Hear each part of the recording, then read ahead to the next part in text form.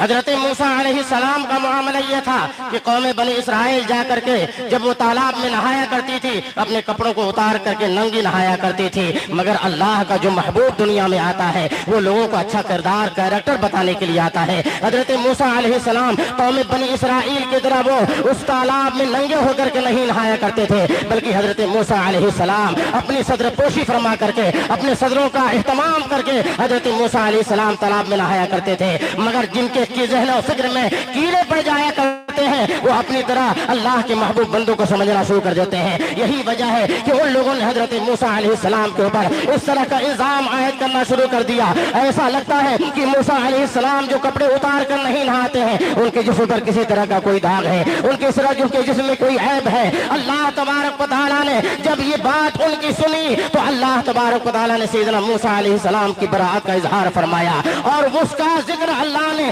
قرآن میں اس لیے نازل فرمایا ہے کہ حضرت موسیٰ علیہ السلام کی قوم جس طریقے سے ذہنی بیماریوں میں مبتلا تھی، اے امت محمدیہ تم ذہنی بیماریوں میں مبتلا مت ہونا۔ جس طریقے سے انہوں نے حضرت موسیٰ علیہ السلام کے اوپر الزام لگایا تھا اس طرح سے تم اپنے نبی پر الزام مت لگانا، اس لیے کہ حضرت موسیٰ علیہ السلام وہ کسی طرح کے عیب میں مبتلا نہیں تھے، بلکہ اللہ تبارک و تعالیٰ نے ہر عیب سے انہیں پاک اور صاف ہی نہیں رکھا تھا۔ وَكَانَ عِندَ اللَّهِ وَجِيهًا، بلکہ اللہ عز و جل کی بارگاہ میں حضرت موسیٰ علیہ السلام وجاہت رکھتے تھے، اللہ کی بارگاہ میں انہیں ایک باعزت مقام حاصل تھا۔ حضرت موسیٰ علیہ السلام کو اللہ تبارک و تعالیٰ نے باعزت اور باوجاہت بنایا تھا۔ حضرت قوم بنی اسرائیل کا یہ واقعہ ہے، مگر قرآن عظیم میں اس لیے نازل ہوا ہے تاکہ قوم مسلم اور ہم سب کے آقا و مولا صلی اللہ علیہ وسلم کی امت اس سے سبق حاصل کرے کہ انبیاء کرام کی شان میں گستاخی نہیں کی جا سکتی، نہیں گستاخی نہیں، انبیاء کرام کے تعلق سے ذہن و فکر میں کسی طرح کی کوئی بات تصور بھی نہیں کی جا سکتی ہے،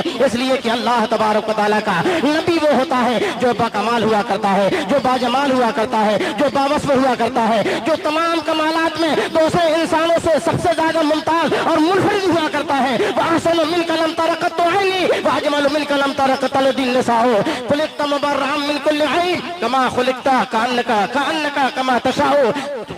پیارے مصطفیٰ صلی اللہ تعالی علیہ وسلم آپ تو ایسے پیدا کیے گئے ہیں جیسا کہ آپ نے چاہا ہے جیسا پیدا ہونا۔ اللہ تبارک و تعالیٰ نے اس طریقے سے ہر عیب سے آپ کو پاک و صاف فرمایا ہے، مگر اس کے باوجود عالم یہ ہے کہ یہ قرآن لوگوں کی ہدایت کے لیے آیا ہے، مگر قرآن عظیم نے ایک روشنی ہم کو دے دی ہے، یضل بہ کثیرا ویہدی بہ کثیرا۔ یہ قرآن ہی ہے جس سے بہت سے لوگ ہدایت بھی پائیں گے، اور یہ قرآن ہی ہے جس سے بہت سے لوگ گمراہ بھی ہوں گے۔ اس قرآن کو اگر لوگ امام محمد رضا کی نگاہ سے اس زمانے میں پڑھیں گے تو وہ یہ کہیں گے جب تک بکے نہ تھے تو کوئی پوچھتا نہ تھا، تم نے خرید کر مجھے انمول کر دیا۔